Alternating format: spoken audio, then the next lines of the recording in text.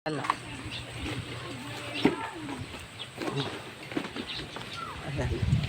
Yun yung katulong ng magsain.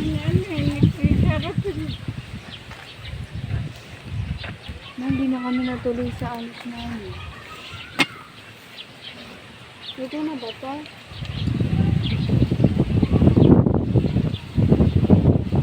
Yung nalakasan yung apoy.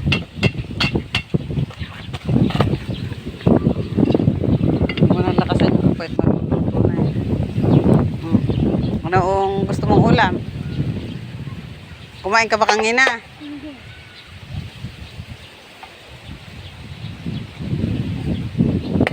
Ba't may kanin pa? Kami.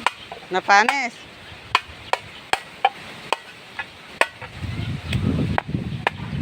Gusto mo bang ulam ang aso? May talong nga daw. Di siya kumakain nun eh. Yung talong di siya kumakain.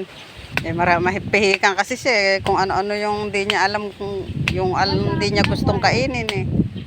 Sarap-sarap ng talong eh. Ayan. Hindi na kami natuloy sa alis namin.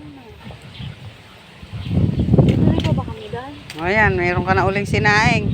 May free rides doon sa Peña.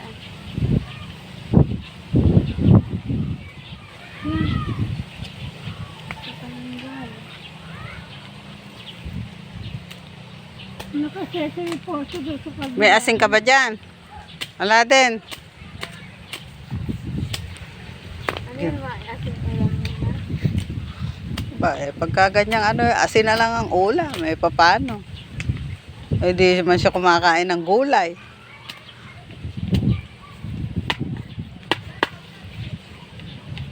Di atay. Atay ng alat.